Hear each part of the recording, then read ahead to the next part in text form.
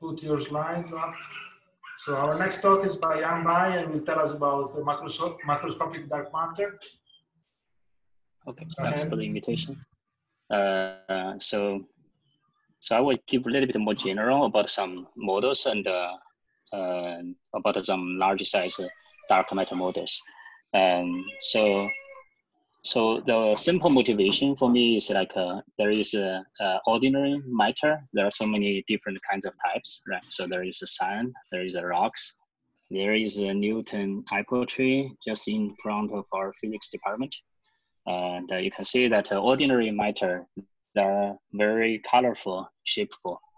So that gives us one way to think about maybe the dark matter. You can think about the first way to detect dark matter may not directly detect the particle, but detect a clump of dark matter particles or some non-trivial dark matter state.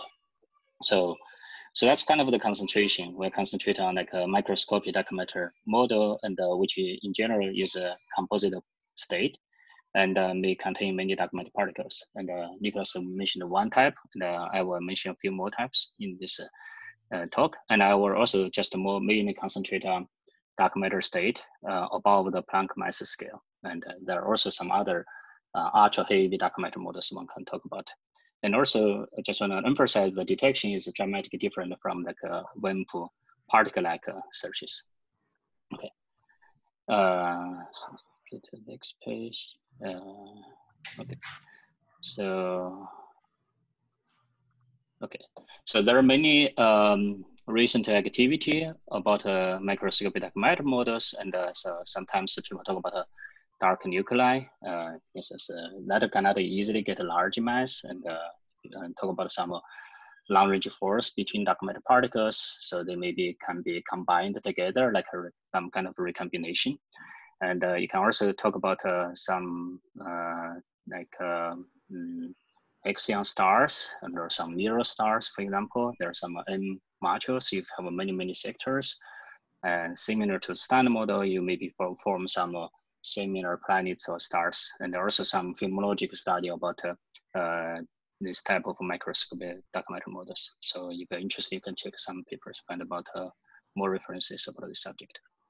Okay, so generically, I can think about a few ways to form some microscopic dark matters. One scenario is already mentioned by Nicholas about some long thermal production. For example, you can have a preheating parametric resonance produced, and you can also have like a misalignment like axion. So you have some contrast of the axion density from different regions, so that maybe the axion can condense and form some axion stars. And there are also a lot of interesting activity along that direction.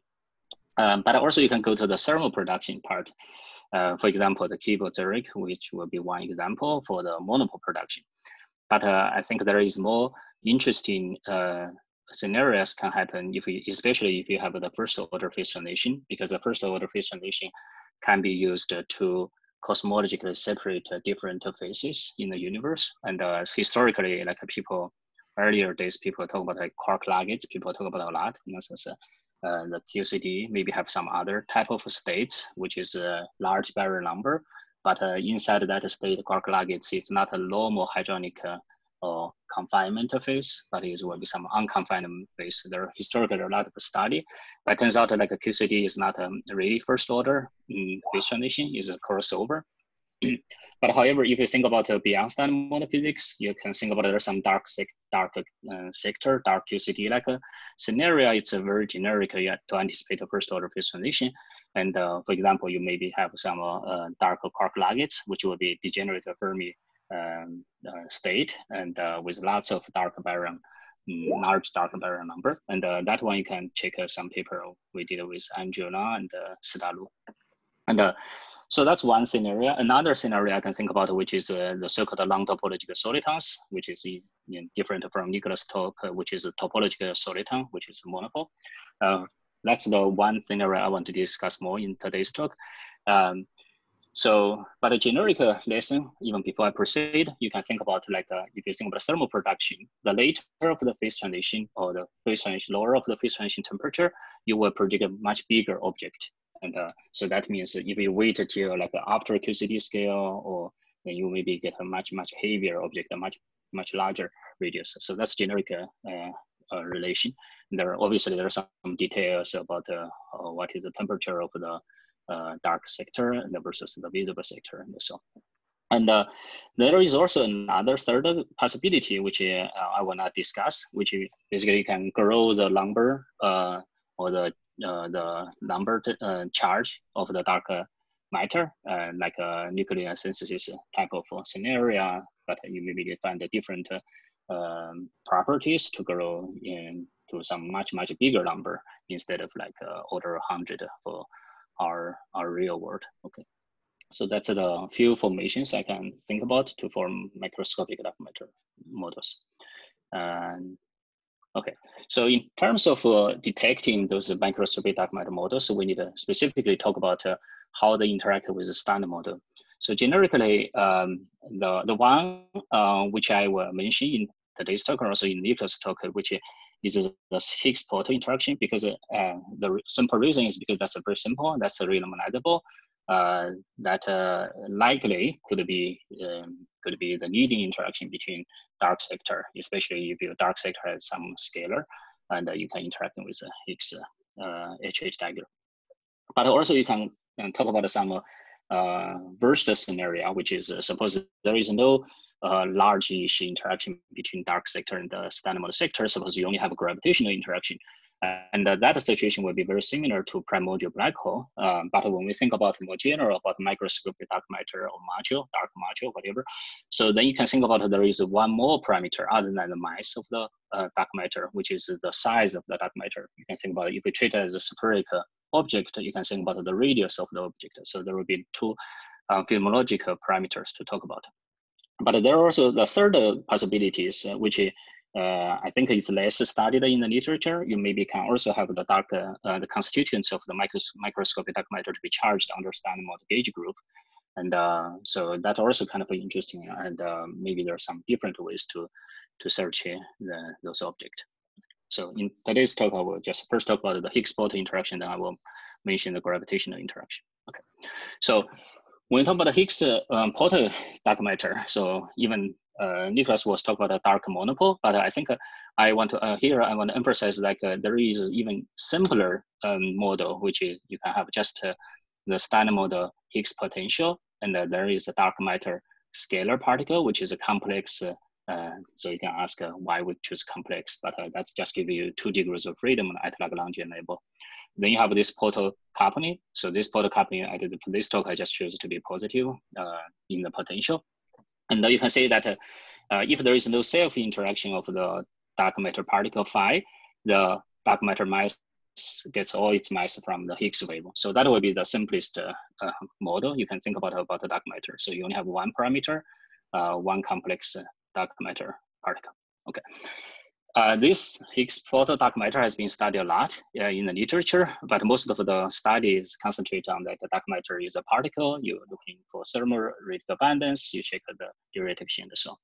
And there are severe constraints. I don't want to get into that, but I just want to point out like there exists a non-trivial microscopic dark matter state for this simple Lagrangian, which is related to the so-called non-topological Soliton state and all the historically by Coleman called QUBO, for example. Okay, so what's the story? So the story is basically generic story in the Coleman's paper, which is like you can have for complex scalar field with unbroken global symmetry, there exists a non-dissipative solution of classical field equations that are absolute minimum of the energy for fixed charge Q. So instance, you are looking for the fixed charge Q, you ask what is the lowest energy per charge state. It turns out that in some scenario, you could have this kind of non-topological soliton to be the the ground state in terms of the matter or the energy per charge.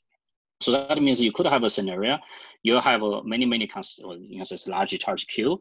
So inside that charge Q, the Higgs wave is 0. Outside of that sphere, the Higgs wave is ordinary electroweak symmetry breaking scale, for example.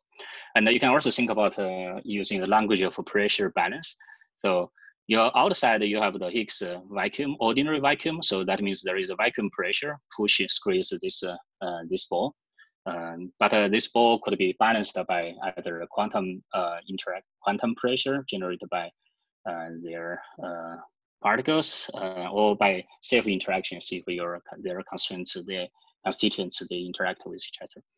And okay, but practically the story is reasonably simple. So you start with Lagrangian, you trying to looking for some non-trivial classical solution. And so you just write down equation for motion. You parameterize the dark matter particle to be some exponential I omega t and phi r. And so throughout this talk, we treat it as a spherical object.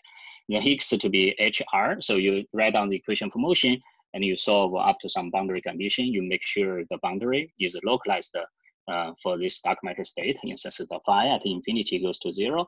Higgs at infinity goes to our ordinary vacuum. But and here we put like a Newman boundary condition, and, which will be consistent boundary condition. And after doing that, you can just solve this double coupled double differential equation and to get a water solution. So that's kind of a simple exercise you can calculate. You will get some answer like this. So here I first choose lambda phi equals to 0. In sense, I totally ignore the self-interaction of the dark matter particle.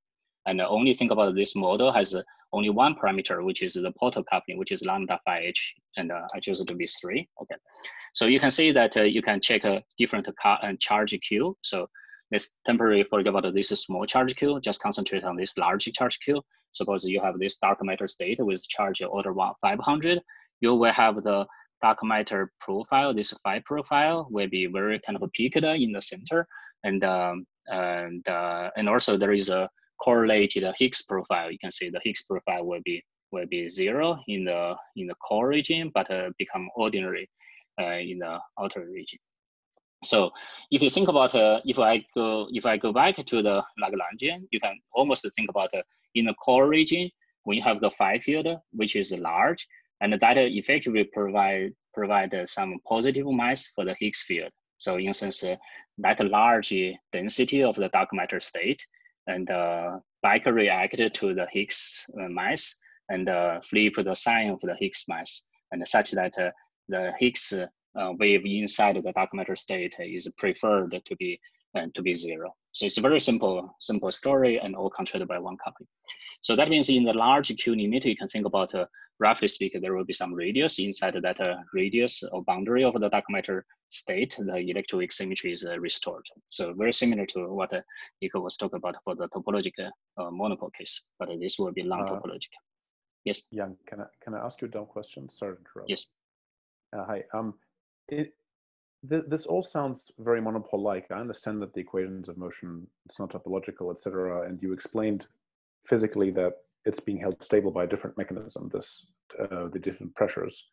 But like, how should I think about this compared to monopoles? Do they tend to be much fluffier? Do they tend to be denser or heavier? Or like I have some rough monopole intuition. I don't have cue-ball intuition. Okay, so simply in terms of the phenomenological situation, I would say those two things are comparable, especially when you talk about the interacting with the Higgs back reaction with the electroweak symmetry breaking. It's very similar. So the only thing I want to try to say that this is different from monopole, because first there is no topological reason. So monopole have pi3 S2 to be equals to integer, and there are some homotopy reason for that. Another thing is like for the monopole, I think it's a little bit more. You see, like typically when we talk about a monopole, we just talk about a charge 1, just unit charge, and people some people proved like only for the charge 1 monopole you can have some spherical geometry. And for large charge, you don't have that. In principle, in the Nico's talk, we can also consider some large magnetic monopole or charged state, but that will be non-spherical. It's more complicated. And but for this non-topological soliton, the charge is another little bit more arbitrary object or model parameters you can change, and you can increase the radius as you increase the charge. So that's the difference between non-topological soliton and topological soliton. Does that answer? I guess it's not even, is it a model parameter or like a parameter of the configuration? Can I shoot charge at it and make it bigger? Yes, the parameter of the, sorry, it's the state, the property of the state can increase the radius. Okay. Because of the charge is large, because of this, that correlates with charge. So that, there are two different systems. Okay. Okay, thank you. Okay, you're welcome. Okay, so just one slide to talk about the stability of the non-topological soliton. So here what I'm plotting is the mass of this non-topological soliton called M5 minus Q times little m5. So little m5 is the bare particle mass. So you can say that if the non-topological soliton mass is below the Q times m5, so that means this will be the lowest mass per charge state, at least compared to the free particle. And you can see that once your charge is above some order 20 for this specific parameter, then this will be the lowest energy state. So this will be also stable at the quantum level for this fixed charge. And also in this large Q emitter, you can check what's the relation between charge and the radius, and also mass and the radius. And the charge and the radius will be charge proportion to a radius to the force. But the mass and the radius is still like ordinary material, like mass proportion to the radius cubic. Okay. So far I considered put the lambda phi equals to 0, since I ignore the self-interaction of the dark matter particle, the phi particle. But we can also add the self-interaction. It's a little bit more complicated calculation, and but you can go through, and you can also quote unquote, if you are familiar with the Coleman's bounce action calculation, you can also change that to one particle description to understand that. Let me don't get into detail, but you can also change that to the classic mechanical ways to roll some particle down and try to shoot to the origin type of calculation to calculate what's the property of this non-topological soliton. But it just to show you that once you add the self-interaction, and the situation is a little bit different from the case when self-interaction coupling is 0. So in a sense, you will get the situation once you increase the charge or increase some omega intrinsic frequency, and you will increase the radius, but you just pipe out the radius once you increase the charge, and but you don't change the density of the field. The density of the field get flattened out. It's more like a step function field configuration. If you think about what's the reason for that, because exactly because of the self-interaction of this particle or this field, they kind of flatten out. They don't have this kind of core structure. They have like a sorry, they don't have the cusp structure. They have a core structure. So by doing that, you can say that this kind of a simple model also give us also kind of interesting two types of BEC state, and probably already mentioned in the literature when people study about cubo and also supersymmetric cubo, for example. But I think this is a very simple demonstration. If you don't have the self-interaction, you will have the charge proportion to a radius to the force. So you will have a very, very peaked field at the core. But if you do have the self-interaction, you will flatten out. But it doesn't matter. Eventually, phenomenologically, you have the mass proportion to the radius cubic, and you also can check the density, energy density of this object, because their only parameter is electroweak scale. So you anticipate the electroweak scale to be the energy density of this object, and also you anticipate the unbroken electroweak symmetry in the inner region. So that's a very simple model, give you a non-topological soliton. Okay, so now talk about the formation. Sorry, Yang. How does the phi mass go into the parametrics here? Because the phi mass is another dimensional parameter. Yes. So phi mass here I can say, sorry. So to zeroth order, especially when we consider the portal coupling is large. Suppose, if the Higgs provided mass is bigger than the bare mass of the dark matter, you can ignore that. That's the first statement, right? But you can also kind of keep the bare mass into the consideration. For example, that's just changing the frequency in this type of calculation, omega square, and you can take that into account. Does not affect much about the later discussing here. Okay. So that's so indeed, if you have the bare mass to be much larger, much heavier than the Higgs provided mass, you maybe change qualitative about the property of this object. But if we work in the regime, if the baryon mass is smaller than the Higgs provided mass, what I'm talking about here would be correct. Okay.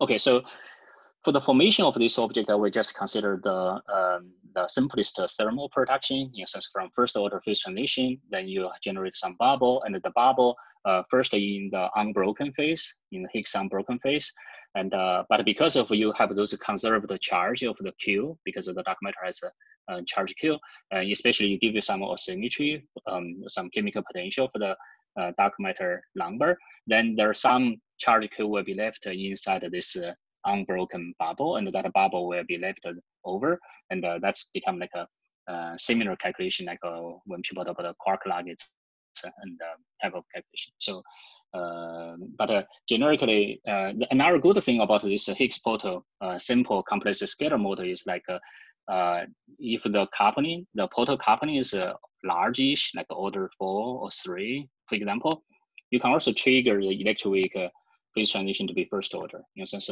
if you want looking for some first order to form this non-topological soliton, actually the electroweak phase transition can just directly provide that for you. And here again, like ask David question is answer David question is like you can see that there is some baryon mass change, especially for the strength or the wave over phase transition temperature type of calculation. You will change a little bit the strength of that, for example. But for this talk, I just keep that mass to be smaller than the Higgs provided mass. So when I change the feature much. Okay, so if you give some asymmetry number for dark matter, which means you still have some other physics to provide that number, then you can ask at the electroweak phase transition how many dark number, total dark particle number there. So just estimate using Hubble volume, you will get like a 10 to 37. And then you also check how many nucleation sites. Go through the standard calculation, you will get some like 10 to 30. You divide that total number by this number of sites, you will get an averaged charge, which is 10 to 24. And then you will get some total averaged mass to be 10 to 26, and which will be 100 gram. And the radius will be like a 10 to 5, which is Ostrom. So that's the roughly speaking one scenario, one early universal production scenario. You anticipate what is the non-topological soliton in this Higgs-portal model, what's the mass and what's the radius. Okay, so after that, you can go through the direct detection, and some part has been mentioned by Nico, but just to repeat, because we're talking about a very, very heavy mass, so the mass is 10 to 26 GeV, and you can see that even for 10 to 21 GeV, you need like a 1 meter square detector, like exposure time of 10 years to even have one event. So which is on the Earth, right? So which means like the detector on the Earth, you have to have a very large volume detector to dig that. Another thing is like the cross section could be large. I can go through the cross section calculation, but if the cross section saturated to geometry cross section, for example, and you can anticipate there are many multiple scattering for some large size detector, and even though individual scattering you deposit like a 10 keV from elastic scattering, right? You still have you reduce the mass of the nucleus for the kinematic calculation. But if you have a multiple scattering, you maybe get like the MEV, you have like a 10, or you have 100 of scattering hits, you maybe get like a 10 MEV, for example. So here the kappa is just some efficiency of the detector, for example. Anyway, that just give you an idea. For this type of model, large interaction, because of the inside of the dark matter ball, the electroweak symmetry is restored. You anticipate some multiple scattering. So that's generic prediction for this model. So now come back to the calculation. So the calculation basically you can think about you have this sphere, dark matter sphere. Inside of the sphere, the electroweak is restored. The Higgs wave is 0. So that means when you have the nucleon enter into this ball, and the nucleon will change mass, but the modification of the nucleon mass is small, is like a 10 to minus 3 level, because we know that the QCD provides most of the mass for our nucleon, right? So But if the radius is very small, then you can just use boron approximation. You can think about it, that will be T-channel exchange of the Higgs, for example. But if when the radius is large, then you anticipate that there will be some all kinds of bound state can form, can mediate your scattering. So that means that the calculation of the scattering cross-section for elastic scattering depends on the radius. So what I'm plotting here on the left panel, which is the cross-section over pi r square. Pi r square is like geometric cross-section. When you have the radius is very small, you can say that you have the cross-section to be Bohr limit in this kind of a scale. You don't even say that, and the suppressed cross-section that would be like ordinary T-channel Higgs exchanged. But when you have the radius to be above some Schwarzschild radius, for this case will be like the order inverse GeV, and you start to see those resonance. Those resonance will mediate those elastic scattering. And so that's a little bit complicated regime. But once you're above a certain radius and you sum all those resonance together, you sum all those partial wave unitarity saturated cross-section, then you become geometric cross-section.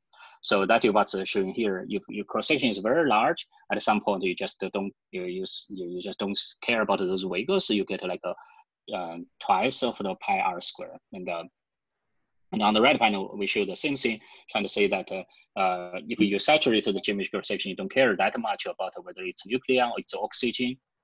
You all get into similar geometric cross-section. And you can also check the Sakurai quantum mechanical textbook to understand why it's not 4 pi r square, but 2 pi r square, for example. There's some shadow story over there. Okay. So you have 5 minutes. Huh? Okay, yes, okay. So that get into this elastic scattering detection calculation. So you can have some cross-section, and generically you have some large volume detector, Borexina or Juno, because they have a sensitivity to probe energy threshold below 1 MeV, sorry, around 1 MeV. So they maybe can search for this type of object. Okay. So one more thing about the detection, which is this kind of radiative capture. So when you have electron and proton, they form hydrogen, they emit a photon, right? So when you have this nucleus enter or captured by dark matter, this dark matter, bigger dark matter state, they can also get captured and emit a photon. And for this type of calculation, you care about the energy levels, yeah, for fixed radius or fixed nucleus. In the calculation, you can go through the calculation. I don't want to deal on that much. And there is a dipole limit. Everybody knows how to do this dipole transition calculation. And but we also checked that you can also go to low energy limit in the sense that the initial momentum is small. You can expand the initial wave function to be dominated by S wave, and that can simplify your calculation and also extend the calculation to a little bit larger radius. But eventually, let me skip this. Eventually, you anticipate some possibility, the sensitivity for this radiative capture cross-section, and to be could be searched for a wider range of large volume detector, for example. So the reason is every time you capture the object, you have the binding energy that released to be the photon. That binding energy could be much larger. Energy could be 100 MeV, even could be 10 MeV for the photon energy, for example. So that can be much easier to be triggered by those neutrinoids, for example. Anyway, so there's some detailed calculation. We're also working with some experimentalists to search for this object. Okay, so last 3 minutes, let me just talk about the gravitational interaction. Suppose we have the microscopic dark matter model. Suppose we only have a gravitational interaction. And this is one kind of the summary plot we had with Angela and Sidalu. So I just keep your mind. So previously, when I talk about this Higgs-portal dark matter model, I was talking about the mass to be 100 gram. But this plot, you can say the starting point of the x-axis is like 10 to 21 gram or 10 to 22 gram. So basically, when you talk about if it's just pure gravitational interaction, you have to have this object to be very, very massive to talk about any limits. So what I am showing here, we're showing here, there are basically 2 regions. One is those HSC, this Eros, Macro, those kind of gravitational lensing search. Then also at the heavier part, there is the CMB anisotropy. So there are two types of calculation. And for the for the gravitational lensing calculation, it's a little bit reasonable simple. So you just eventually compare to the Einstein radius of the lensing system.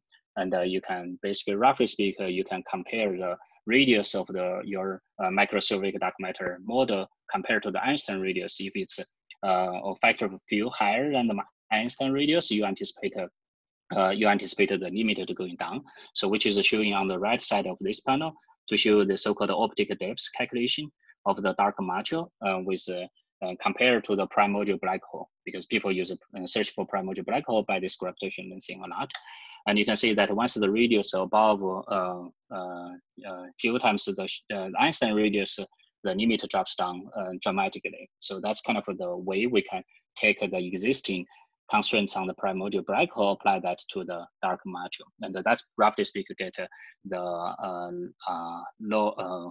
upper limit on the radius. So, lower limit on the radius for fixed mass. If the radius of the dark matter or the microscopic dark matter is larger than the radius on this plot, then that still you can allow the 100% fraction of the dark matter to be satisfied. But if it's below that, you can be subdominant. And also this this plot, I think in the recent literature, people talk about a lot. You maybe can extend the radius coverage to even much larger radius by some future measurement, some other system like pulsar timing, also by some strong lensing magnified star, for example. So that it listed two references.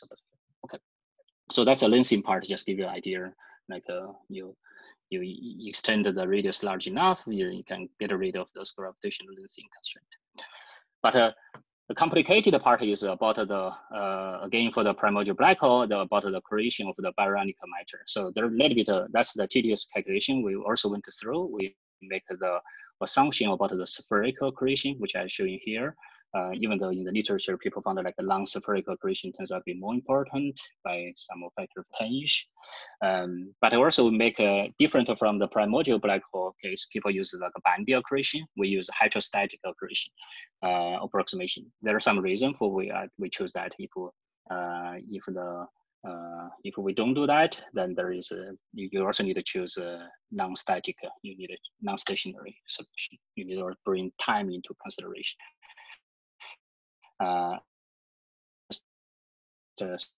Calculation. And just to show you that our calculation, Bondi versus hydrostatic, and about the accretion. So what I'm showing here is a created ordinary baryon and energy density as a function for radius. And the radius is in terms of the Bondi radius, which is a characteristic radius when people talk about accretion. And within that Bondi radius, you anticipate those particles fall into this gravitational potential. And you can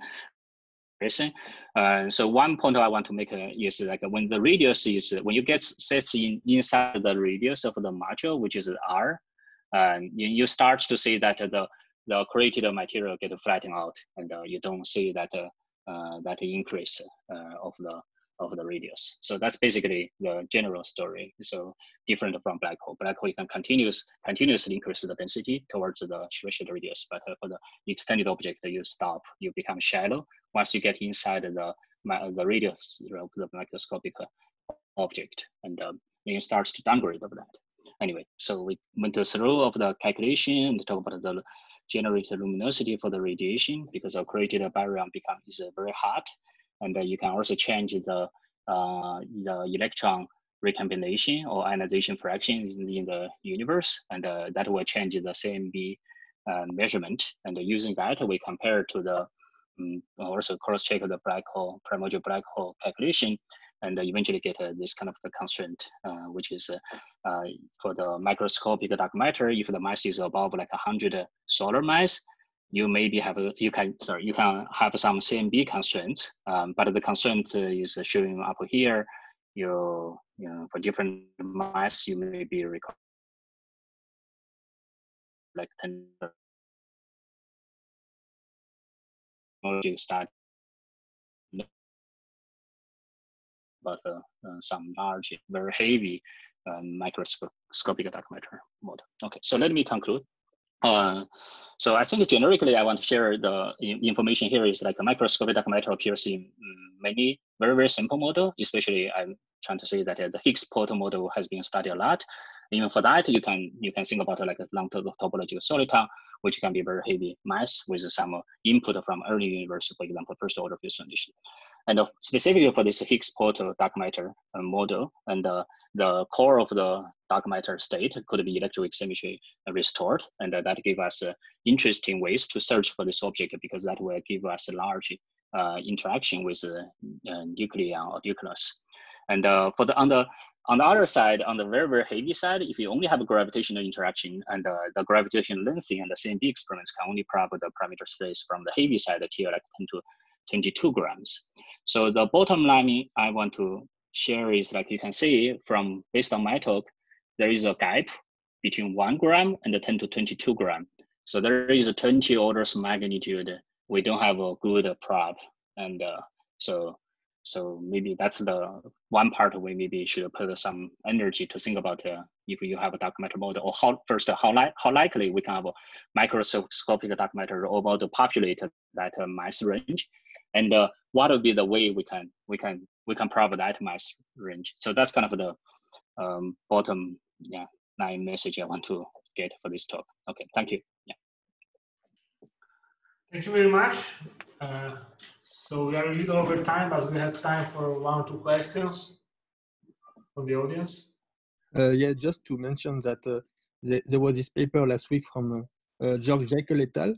They can probe dark matter clumps around 10 to the 16 gram.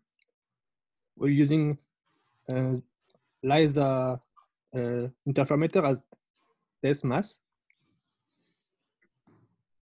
And they use direct gravitational interaction between the clumps, and the interferometer, the LISA satellites are used as a test mass that probe the gravitational field of the dark matter clumps. Okay, maybe you can put the link in the chat. So Okay, they have a yes, sensitivity that peak at 10 to the 16 grams. That's why I mentioned it. I copy paste. Okay. Other questions? Can I ask Okay, go ahead. can I ask a quick question? Please. I guess we don't really know the shape of the Higgs potential near the origin, and that's an open question that could in principle affect some of these calculations. So for instance, could we turn it around and say if we discovered these types of dark matter candidates, would we learn anything about the shape of the Higgs potential near the symmetric phase? Yes. I think that's a physics. I cannot hear you. I don't know about the others. Under the current vacuum. Right? Sorry, So can you this start again? We could not hear you. Can you hear me now? Yes. Okay. Yes. Yes. Very, very good point. Because collider physics, they are probable around our vacuum, normal vacuum, right? So they just come around. We start by the normal vacuum. Yes, I agree with you. Like, yeah, this type of object may, if it is true, we can test the property. We maybe can know what is the vacuum difference between normal vacuum and the vacuum at the Higgs equals to 0, for example. Yeah. Okay. Any other questions? Otherwise, let's thank Nicholas and Yang, and we'll see everybody next week for Newton 1665. Bye-bye. Bye-bye. Thank you.